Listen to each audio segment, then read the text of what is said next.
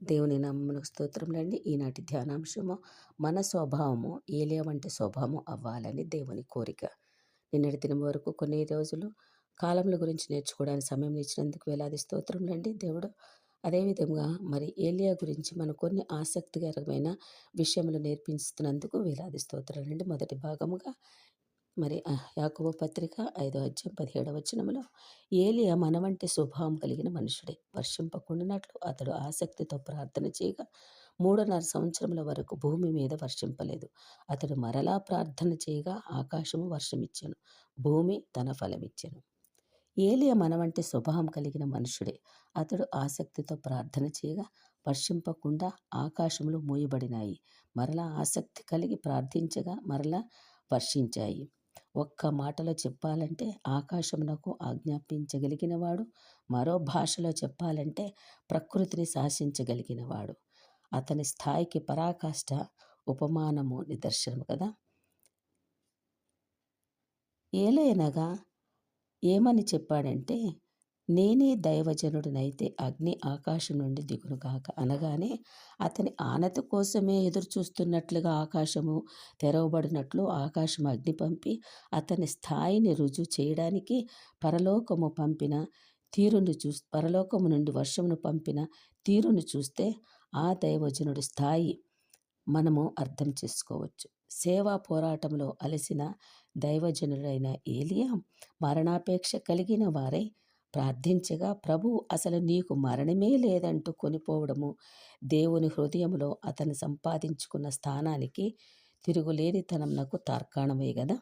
బైబిలులో అతిగా సవాలు చేసే దైవజనులలో ఖచ్చితంగా ఒకరు మహారోషము గల దైవజనుడని ఏలియా నిత్యము మన చెవిలో మారు మ్రోగులాగున పరిశుద్ధాత్ముడు పంపిస్తాడు. నేనే దైవజనుడనైతే రోజుకి ఒక్కసారి అయినా పరిశుద్ధాత్ముడు మన చెవిలో ఈ మాట రేపుచూ ఉండాలి. ముఖ్యమైన వచనము ఈ దినములలో ఏలియా మన వంటి స్వభావం కలిగిన మనుష్యుడే. ఆసక్తిగా ఆకాశములు మూయబడ్డాయి, తెరవబడ్డాయి. ఆ మాట వలన మనకు వచ్చే ధైర్యము మామూలు మనిషి. అతని ప్రార్థనలో అద్భుతములు జరిగాయి. మనం చేస్తే ఎందుకు జరగవు అనే ఒక ధైర్యం వస్తుంది. ధైర్యంతో కూడిన సవాలు కూడా మనకి వస్తుంది. ప్రభువుతో దెబ్బలాడడానికి కూడా మనకు ధైర్యం వస్తుంది. చాలామంది చాలాసార్లు మేము ప్రార్థన చేస్తున్నాము, ఎందుకు కార్యాలు జరగడం లేదు అని అడగడానికి ధైర్యం వస్తుంది దేవుడి దగ్గర. ఆ వచనం చాలామందికి ఒక రకంగా ఎలా మారిపోయిందంటే, ఏదైనా కార్యము సాధ్యం కాకపోతే ఆ వచనాన్ని ఒక వాగ్దానంగా ఎత్తిపట్టడము అలవాటైంది. ఎంత ప్రార్థించినా వర్కౌట్ అవ్వకపోతే, ప్రభువా ఏలియా కూడా మా వంటి మనుషుడే అన్నావు కదా, కార్యములు చేసావు కదా, మరి నేను చేస్తే కార్యములు ఎందుకు జరగడం లేదు? అంతరంగంలో నిరసన ఏమంటే, అతనిని బాగా ప్రేమించావు, నన్ను పట్టించుకోవడం లేదు నాయన అని అర్థం వచ్చేలాగా ప్రార్థన చేస్తున్నవారు పరిశుద్ధులు చాలామంది ఉన్నారు కదా. అందులో నేను కూడా ఉన్నానేమో. కుప్పల తెప్పలుగా కాదనలేని సత్యం ఇది. ఏలియా మన వంటి మనుష్యుడే అనే మాటకు ప్రధానంగా 2 అర్థాలు ఉన్నాయి. ఒకటి, అతడు దేవలోకము నుండి ఊడిపడినవాడు కాడు, దేవుడే కాడు, దేవదూత కాదు, సాధారణమైన మనుషుడే, రక్తమాంసములలో ఉన్నవాడు. కనుక అతనికి ఆకలేసింది, అతనికి దప్పిక వేసింది, నిరాశ వచ్చింది, పారిపోయాడు. అతడు మరణాపేక్ష కూడా కోరాడు. సాధారణ మనిషిలాగా ఉన్నాడు. మనలాగా సాధారణ మనిషే. జీవితమే అద్భుతములకు కారణము అంటూ మన ప్రార్థనా జీవితాన్ని ప్రోత్సాహపరిచే వచనం అది. ఒక కోణం అయితే, మరొక కోణంలో ఏలియా మన వంటి మనుష్యుడే. వాగ్దానం ఎత్తిపెట్టి ప్రార్థన చేస్తున్నాం, కానీ అది వాగ్దానం కాదు, అది మనకు సవాలు.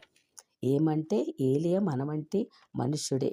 కుడి చెయ్యి ఎడమ చెయ్యికి తేడా ఏముంది? ఏలియా మన వంటి స్వభావం గలవాడు అన్నా మనము ఏలియా వంటి స్వభావం కలిగిన వారమన్నా ఒక్కటే అర్థం కదా. అది కాదు కదా.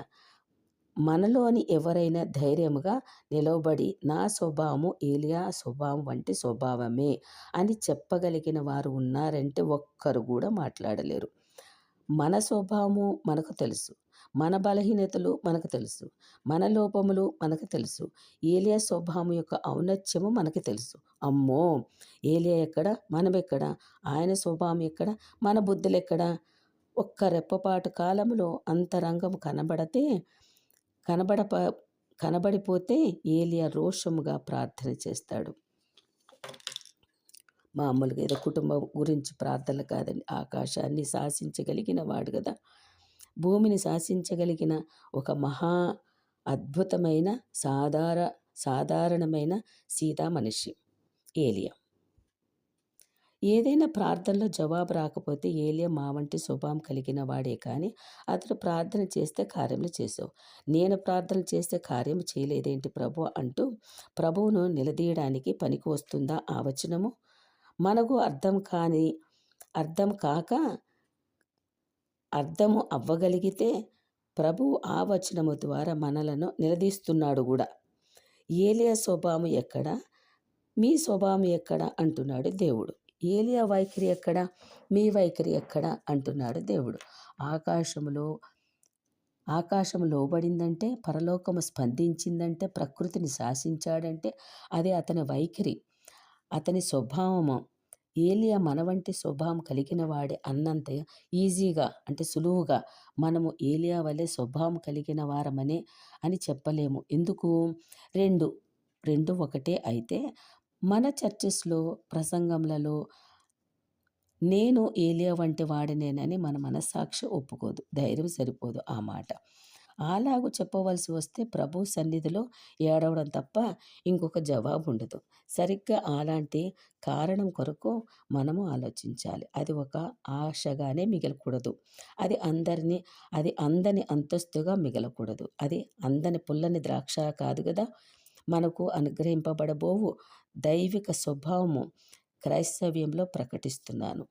దేవుడి వాక్యముతోటి ఏలియా గురించి కొన్ని మాటలు నేర్పించినందుకు వేలాది స్తోత్రములండి. మరికొన్ని విషయములు ఏలియా గురించి, మన స్వభావం గురించి, ఏలియా స్వభావం గురించి దేవుడు మాట్లాడుతున్నాడు కాబట్టి రేపటి దినమున మరికొన్ని విషయం నేర్చుకోవడానికి దేవుడు సహాయం చేయనుగాక. ఆమేన్.